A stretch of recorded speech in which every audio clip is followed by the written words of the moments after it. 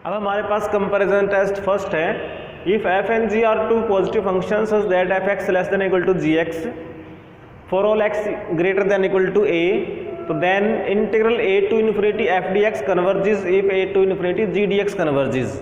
यानी बड़े वाले फंक्शन का इंटीग्रल कन्वर्ज कर रहा है तो यह छोटे वाले का भी करेगा, लेकिन अगर छोटे वाला का इंटीग्रल डाइवर्जेंट है तो बड़े वाला जो जी है उसका इंटीग्रल भी डाइवर्जेंट ही होगा।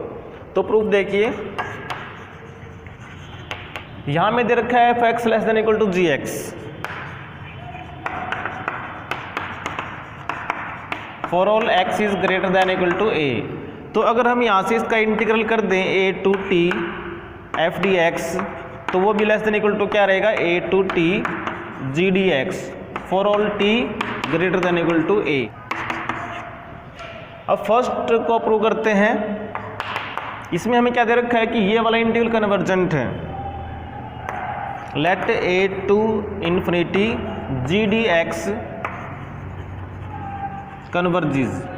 तो अभी जो हमने लास्ट थ्योरम की थी उसके अकॉर्डिंग कि इस टाइप का इंटीग्रल कन्वर्जेंट होने की कंडीशन क्या आई थी, there exist M positive such that कि integral A to T infinity की जगह हमने टी लिया था G D x is less than M. अब इसको नंबर 2 मान लेते हैं। अब 1 and 2 कंबाइन करो, देखिए ये less than equal to this and this less than M, तो this is less than M आ जाएगा। तो from 1 and 2 integral A to T F D x is less than M for all T is greater than equal to A. तो यहाँ से हम क्या कह सकते हैं कि integral F D X A to infinity is also convergent, therefore integral A to infinity F D X कन्वर्जिज।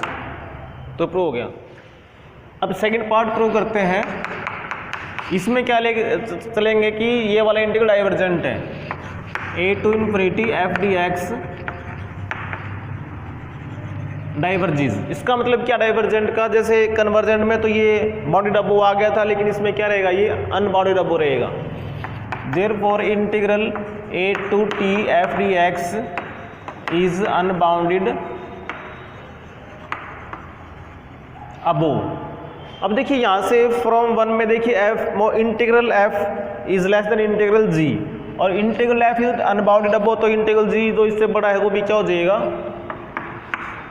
Integral A to T G D x is also unbounded above. और अगर ये अनबाउंडेड अबो है तो हम क्या कहेंगे, therefore integral A to infinity G D x is divergent.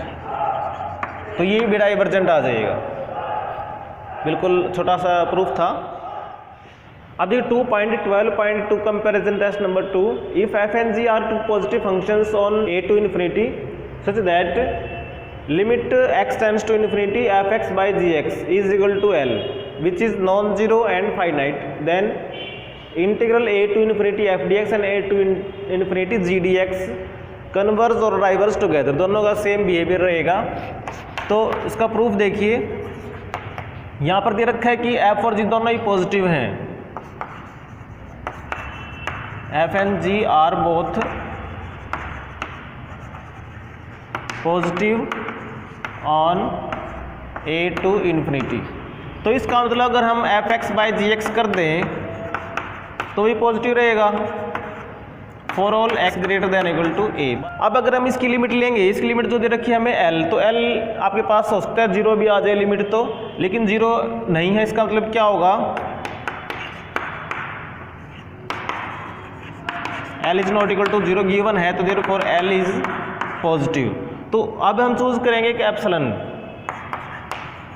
Now choose epsilon positive such that कि अगर हम इस एल में से एप्सिलॉन घटा भी दें तो भी ये पॉजिटिव रह जाए। अब करते हैं डेफिनेशन का use. Now limit x tends to infinity f x by ji x equal to l, therefore there exist a real number k positive. अब देखिए यहाँ पर हो क्या रहा है, x टेंड्स टू इन्फिनिटी हो रहा है, यानी x बिकम्स वेरी लार्ज, तो हमने कैसा नंबर ले लिया, लार्ज नंबर k, कि जैसे ही x इस k से आगे जाएगा उस केस में क्या होगा, such that fx by gx minus में l, जो इसमें और इसको जिसके लिमिट का जो डिफरेंस है वो लेस देन रह जाएगा एप्सिलॉन से, जो हम लेके चले हैं एप्सिलॉन, व्हेनेवर कब रह जाएगा, जब ये x क्या होगा इस k से बड़ा होगा। अब इस मॉडुलस को खोल देंगे तो हमारे पास क्या आएगा, fx बाई gx, इस l को ऐड भी कर देंगे तो लेस देन l प्लस में एप्सिलॉन, और यहाँ पर ये ग्रेटर देन l माइनस में एप्सिलॉन। अब gx पॉजिटिव है तो हम क्रॉस मल्टीप्लाई कर लेते हैं, दिस इम्प्लाइज l माइनस में epsilon gx less than fx less than l plus में एप्सिलॉन gx। ये कब था, for all x greater than equal to k, for all x greater than equal to k। अब देखिए अगर हम इसको लेके चलते हैं, now if integral a to infinity f dx is convergent, तो यहाँ से हम देखेंगे कि जो a टू t बनेगा, this implies integral a to t f dx is less than m। अब यहाँ से हम कंपेयर कर सकते हैं, देखिए इससे लेस देन हमारे पास ये है तो ये लेस देन m आ जाएगा, इसे डिवाइड कर देंगे तो ये g बच जाएगा, तो हम लिख देंगे this implies integral a to t g dx is less than m, और यहाँ से हम क्या कह देंगे, therefore integral a to infinity g dx is convergent. अगर हम इसको डाइवर्जेंट लेके चलते तो उस केस में फिर क्या हो जाता, इट इज़ अनबाउंडेड अबोव, और ये अनबाउंडेड अबोव है तो इससे जो बड़ा है वो भी अनबाउंडेड अबोव, फिर इससे हम डिवाइड कर देते तो ये भी अनबाउंडेड अबोव, और वहाँ से क्या आता है, इंटीग्रल g इज डाइवर्जेंट आ जाता। अगर हम g को कन्वर्जेंट लेके चलते हैं, देखिए इससे छोटा ये तो कन्वर्जेंट आ जाता, अगर g को डाइवर्जेंट लेके चलते हैं तो देखिए इससे बड़ा ये f तो ये डाइवर्जेंट आ जाता। इट मीन्स दोनों का बिहेवियर सेम रहेगा, वो हम ऐसे कर सकते हैं। अब इस थ्योरम में सेकंड पार्ट है कि अगर ये लिमिट 0 आ जाए उस केस में ये इंटीग्रल g dx कन्वर्जेंट है, तो हमें प्रूव करना है कि इंटीग्रल f gx वो भी कन्वर्जेंट होगा। इसमें देखिए जो लिमिट है हमारे पास वो आई हुई है 0, इसका मतलब क्या हुआ, therefore for given epsilon positive there exist, फिर से वही k पॉजिटिव, सच दैट, इसमें क्या लिखेंगे, मॉडुलस में fx बाई gx, माइनस में 0 कर लो चाहे ना कर लो कोई फर्क नहीं पड़ता, it is less than epsilon whenever x is greater than equal to k। अब यहाँ से ये पॉजिटिव है, पॉजिटिव मॉडुलस की कोई ज़रूरत नहीं है, इसको हटा देंगे फिर गुणा भी कर देंगे आर पार, तो ये आएगा fx is less than epsilon gx whenever x greater than equal to k, that is for all कह सकते हो। तो देखिए fx less than equal to ये आया, अब हमारे पास ये दे रखा ही कन्वर्जेंट है।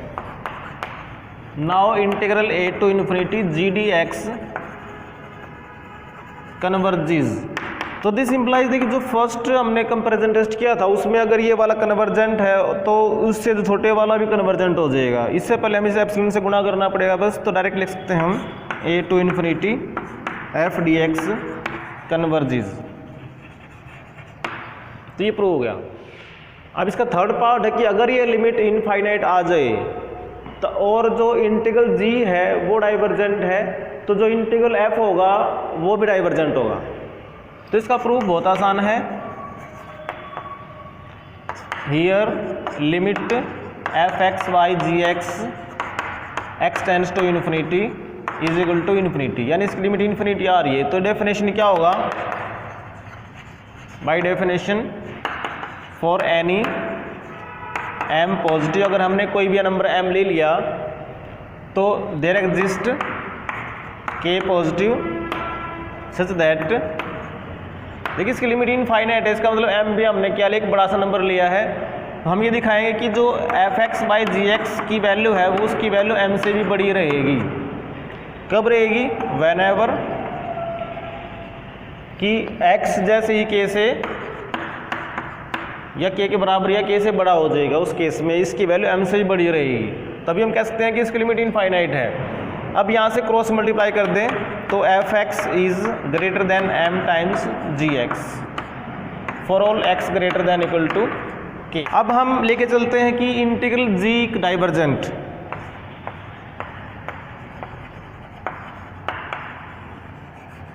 तो यहाँ से क्या करेंगे, इसको m से गुणा कर लें तो भी डाइवर्जेंट। इससे बड़ा फंक्शन हमारे पास क्या है, f, तो हम क्या लिखेंगे, by comparison test first integral a to infinity f dx also diverges, तो ये डाइवर्जेंट आ गया।